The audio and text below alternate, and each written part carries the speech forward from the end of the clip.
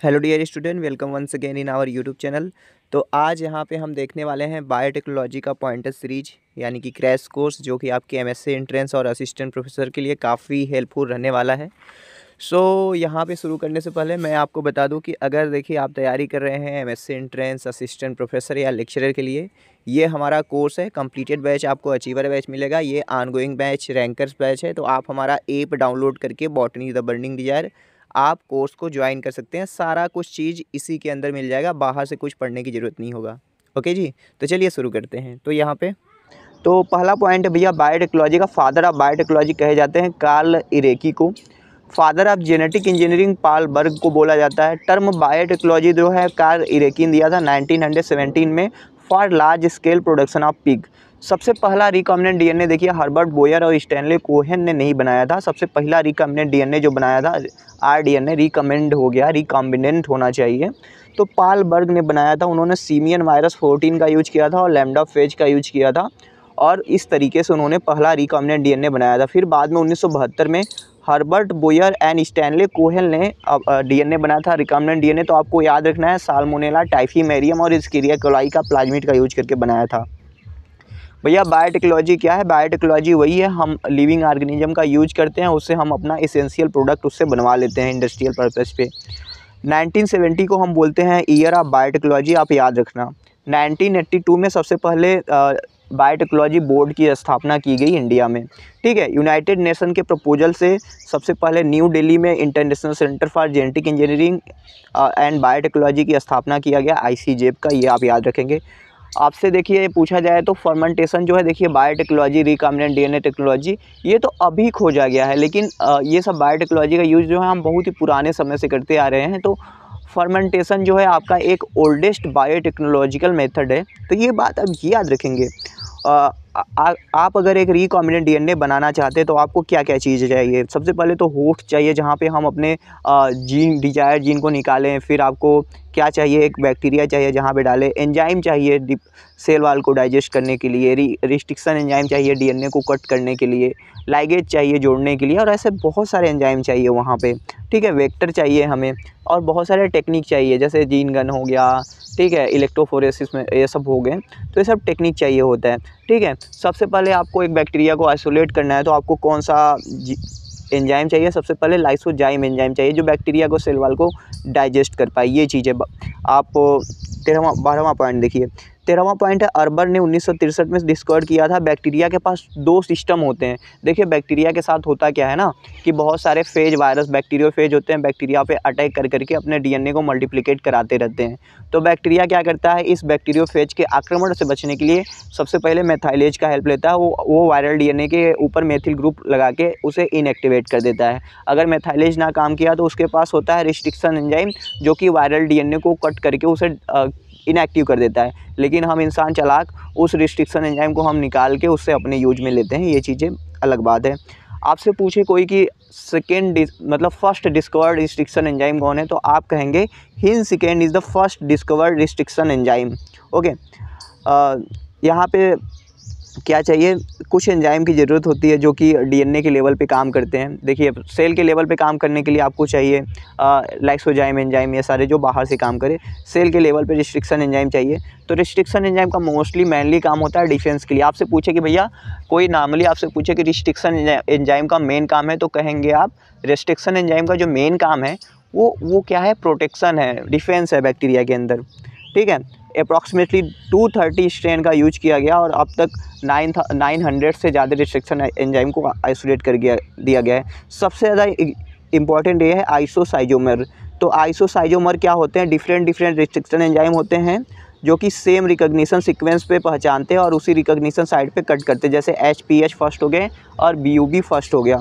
दूसरा का है नियोसाइजोमर। डिफरेंट रिस्ट्रिक्शन एंजाइम होते हैं जिनका रिकॉग्निशन साइट तो सेम होता है, लेकिन वो डिफरेंट रिस्ट्रिक्शन साइट पे कट करते हैं। जैसे SMA फर्स्ट और XMA फर्स्ट होता है। देखिए SMA फर्स्ट जो होता है वो G एंड C के बीच में कट लगाता है, लेकिन जो आपका XMA फर्स्ट होता है वो कट करता है G एंड G के बीच में। ये जो GGG एंड CCC का सीक्वेंस है यहाँ पे। आइसोकोडोमर्स क्या होते हैं? डिफरेंट एंजाइम होते हैं, डिफरेंट रिकॉग्निशन साइट हो, लेकिन सेम रिस्ट्रिक्शन साइट पे कट लगाते हैं। जैसे साउथ 3A हो गया और BAM H1 हो गया। GAATTC करके होता है ना, नहीं GTC GAC करके होता है, तो ये टी के बीच में, टी और ए के बीच में कट लगाते हैं। तो ये आप बात याद रखेंगे। रिस्ट्रिक्शन एंजाइम जो होते हैं वो कट करते हैं तो दो तरह के इंड प्रोड्यूस करते हैं। एक इंड होता है आपका स्टिकी इंड, जो कि बायोटेक्नोलॉजी में ज़्यादा हम यूज में लेते हैं, और एक होता है ब्लंट इंड। तो ब्लंट इंड को यूज करने के लिए फिर ब्लंट इंड लाइगेशन मेथड होता है, यूज करना पड़ता है आपको। चलिए अगला पॉइंट चलते हैं। There are 3 type of restriction enzyme, type 1, type 2 और टाइप 3। देखिए भैया, टाइप 1 और टाइप 3 का यूज उतना नहीं करते, क्योंकि ये रिस्ट्रिक्शन साइट से 1000 बेस पेयर आगे पीछे कट लगाते हैं। इसको ATP चाहिए काम करने के लिए, मैग्नीशियम आयन चाहिए और बहुत सारे कोफैक्टर चाहिए काम करने के लिए। लेकिन जो रिस्ट्रिक्शन एंजाइम सेकेंड होता है वो बहुत ही अच्छा माना जाता है। वो एकदम सेम रिस्ट्रिक्शन साइट पे कट लगाता है, नो ATP की ज़रूरत नहीं होती, कोई भी कोफैक्टर की ज़रूरत नहीं होती है। तो टाइप सेकेंड जो है मोस्ट यूजफुल रिस्ट्रिक्शन एंजाइम है, ठीक है। अगर हम रिकॉम्बिनेंट DNA की बात करते हैं तो यहाँ पे हम वेक्टर का बात करते हैं। तो यहाँ पे 2 तरह का वेक्टर होता है। एक होता है आपका क्लोनिंग वेक्टर, जहाँ पे हम डिजायर जीन को वहाँ पे डाल के रखते हैं, क्लोन करके रखते हैं। एक होते हैं एक्सप्रेशन वेक्टर। एक्सप्रेशन वेक्टर ऐसे होते हैं जिससे हम डिजायर प्रोडक्ट, ऐसे मान लो स्किरा कोलाई के अंदर डाल रहे हैं तो उसे एक्सप्रेस करवाना चाहते हैं। हम चाहते हैं कि हमें इंसुलिन बने, हमें प्रोटीन अलग अलग टाइप के मिले, ओके। अगर हम जैसे कि रिकॉम्बिनेंट DNA बनाना चाहते हैं तो बहुत सारे होस्ट हमें चाहिए होते हैं। तो प्रोकैरियोटिक के लिए स्किरिया कोलाई का यूज किया जाता है, यूकैरियोटिक के लिए फंजाई हो गया, प्लांट हो गया, या एनी एनिमल सेल का हम होस्ट की तरह यूज कर सकते हैं। यहाँ पे बायोटेक्नोलॉजी के लिए बहुत सारे फील्ड, जैसे मेडिकल फील्ड हो गया, हम बहुत सारे हीरोडीन ऐसे प्रोड्यूस करा रहे हैं, एम्फीसाइमा के लिए ड्रग प्रोड्यूस करा रहे हैं। एग्रीकल्चर फील्ड हो गया, हम BT कॉटन, BT ब्रिंजल, ठीक है, and basmati rice, golden rice हम बना रहे हैं। जीन थेरेपी हो रहा है, ADA डिफिशियंसी को हम ट्रीट कर रहे हैं, ठीक है, बायो रेमेडिएशन का यूज कर रहे हैं ऐसे करके। तो बायोटेक्नोलॉजी की ये चीज़ें, देखिए यहाँ पे चीज़ें क्या है ना कि आपको रिवाइज करा रहे हैं, आपको पढ़ के आना पड़ेगा। ऐसे हम एक एक चीज़ आपको एक्सप्लेन नहीं करेंगे यहाँ पे। जो चीज़ें इंपॉर्टेंट है हमें जल्दी जल्दी कवर करना है, क्योंकि हमारे पास जो टाइम है बहुत ही कम बचा है, ठीक है। तो अगला पॉइंट है भैया, बैक्टीरियल सेल वाल को डाइजेस्ट कराना चाहते हैं तो लाइसोजाइम का हेल्प लेना पड़ेगा। अगर आप फंजाई का डाइजेस्ट कराना चाहते हैं तो आपको काइटिनेज का हेल्प लेना पड़ेगा, ठीक है। अब DNA है, जेल इलेक्ट्रोफोरेसिस करा रहे हैं, तो जेल इलेक्ट्रोफोरेसिस करा रहे हैं। जेल इलेक्ट्रोफोरेसिस नहीं, पहले PCR कराएंगे। तो PCR से मान लो डिजायर जीन कैसे भी निकालना है तो चिल्ड एल्कोहल का यूज करते हैं वहाँ पे, ठीक है। अब वहाँ देखो सेल के अंदर क्या होता है, प्रोटीन भी होता है, RNA भी होता है, DNA होता है। तो DNA को सेल में से निकालने के लिए क्या करते हैं, हमें प्रोटीन और RNA को डाइजेस्ट कराना पड़ेगा। तो प्रोटीन के लिए हम प्रोटीनेज का यूज करते हैं और RNA के लिए हम राइबोन्यूक्लियेज का यूज करते हैं। PBR 322 करके एक आर्टिफिशियल प्लाज्मिड है जिसको बॉलिवर एंड रोड्रिगोज ने बनाया था। सिलेक्टेबल मार्कर क्या होते हैं, ये एंटीबायोटिक रेजिस्टेंट जीन होते हैं जो कि इंसर्शनल इनएक्टिवेशन करा के रिकॉम्बिनेंट और नॉन रिकॉम्बिनेंट के बीच में क्या कराते हैं, डिफरेंस मतलब बताते हैं कि कौन रिकॉम्बिनेंट है कौन नॉन रिकॉम्बिनेंट है। एक PUC19 करके वेक्टर होता है जिसके पास लैग जेड होता है। इसे हम ब्लू वाइट स्क्रीनिंग के लिए यूज करते हैं। देखो क्या होता है ब्लू वाइट स्क्रीनिंग में, जो PUC आपका वेक्टर होता है ना उसके पास लैग जेड जीन होता है। तो अगर लैग जेड के अंदर अपना डिजायर जीन चला जाता है तो वहाँ पे लैग जेड मर जाता है, काम नहीं करता है। तो वो जो एक्स गॉल होता है, एक ऐसा होता है केमिकल, उसको बीटा गैलेक्टोसाइड जो वहाँ पे बनेगा नहीं, तो एक्स गाल जो होगा कलर नहीं देगा। तो इससे हमें पता चल जाएगा कि भैया यहाँ पे इंसर्शनल इलेक्टिवेशन नहीं हो रहा है, मतलब जीन नहीं जाएगा तो इंसर्शनल इनेक्टिवेशन नहीं होगा। अगर जीन चला जाएगा तो इंसर्शनल इनेक्टिवेशन होगा। जीन चला जाएगा तो वाइट कॉलोनी आएगी, ठीक है, और जीन नहीं जाएगा, लाइगेशन नहीं आएगा तो ब्लू कॉलोनी आएगी। तो ऐसे करके ब्लू कॉलोनी आ रही है मतलब नो लाइगेशन, मतलब नॉन रिकॉम्बिनेंट है। वाइट कॉलोनी आ रही है तो मतलब रिकॉम्बिनेंट है, ओके। अब लूसीफरेज इनकोडिंग वेक्टर एक होता है फोर्टिनस पायरलाइज से करके, बायोल्यूमिनेंस होता है, कलर देता है ना। तो यहाँ पे लॉक जीन होता है। लॉक जीन में अगर लाइगेशन ऑफ डिजायर्ड DNA हो जाता है, लॉक जीन खत्म हो जाता है, इंसर्शनल इनएक्टिवेशन हो जाता है, तो इमिशन ऑफ लाइट नहीं होता है, तो हम जान जाते हैं कि भैया हाँ रिकॉम्बिनेंट DNA हो गया। अगर लॉक जीन में नो लाइगेशन होता है डिजायर्ड जीन का तो लूसीफरेज एक्टिव होता है और वो कलर देने लगता है, तो नॉन रिकॉम्बिनेंट होता है। बकुलो वायरस होता है, बकुलो वायरस का हम यूज करते हैं इंसेक्ट की तरह, इंसेक्ट वेक्टर के लिए। TI प्लाज्मिड और RI प्लाज्मिड हम प्लांट के लिए यूज करते हैं। TI प्लाज्मिड को आइसोलेट करते हैं हम एग्रोबैक्टीरियम ट्यूमिफेसियंस से। एग्रोबैक्टीरियम ट्यूमिफेसियंस काज करता है crown gall disease. And RI plasmid हम आइसोलेट करते हैं एग्रोबैक्टीरियम राइजोजीन से, ये करता है हेयरी रूट डिजीज, ठीक है। DNA लाइगेज जो है हेल्प करता है ज्वाइनिंग ऑफ DNA के लिए। DNA लाइगेज की डिस्कवरी हरगोबिंद खुराना ने किया था। PCR टेक्निक की डिस्कवरी कैरियोमुलिस ने किया था, एम्पलीफाई ऑफ द DNA करने के लिए होता है। गोल्डन राइस में हम न्यूट्रिशनल पाथवे को, जो बायोसिंथेटिक पाथवे होता है, उसको हम क्या करते हैं, मोल्ड कर देते हैं उसको। तब वो क्या होता है, बीटा कैरोटीन का सिंथेसिस करता रहता है। पुत्रिकोस ने किया था। हाइब्रिडोमा टेक्नोलॉजी की डिस्कवरी माइलस्टीन एंड कोहलर ने किया था। उन्होंने इससे मोनोक्लोनल एंटीबॉडी किया था रेट लीवर मतलब सेल लेके बीटा लिम्फोसाइट से। तो इसका हम किडनी ट्रांसप्लांटेशन में यूज करते हैं, ये चीज़ आप ध्यान रखेंगे।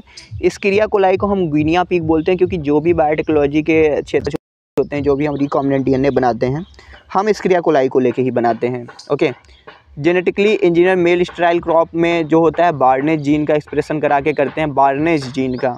ओके, अब आप कमेंट सेक्शन में बताएंगे बार जीन का काम क्या होता है। Bar gene, BAR gene restriction enzyme जो होता है एक स्पेसिफिक साइड पे कट लगाता है, जिसको पैरेंडोमिक सीक्वेंस हम बोलते हैं। इसको उल्टा आगे से पढ़े या पीछे से पढ़े सेम होता है। यहाँ पे बस यहाँ पे 2 स्टैंड होना चाहिए, तो स्टैंड के बीच में रहना चाहिए।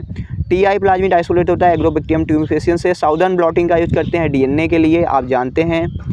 ब्लू रोज क्रिएटेड किया जाता है। देखिए रोज हमारा जो होता है पिंक कलर का, रेड कलर का होता है, लेकिन ब्लू रोज को आप क्रिएट कराना चाहते हैं तो फ्लेवोनाइड पाथवे होता है, उसको मोल्ड कर देंगे, उसको चेंज कर देंगे तो ब्लू रोज बन जाएगा।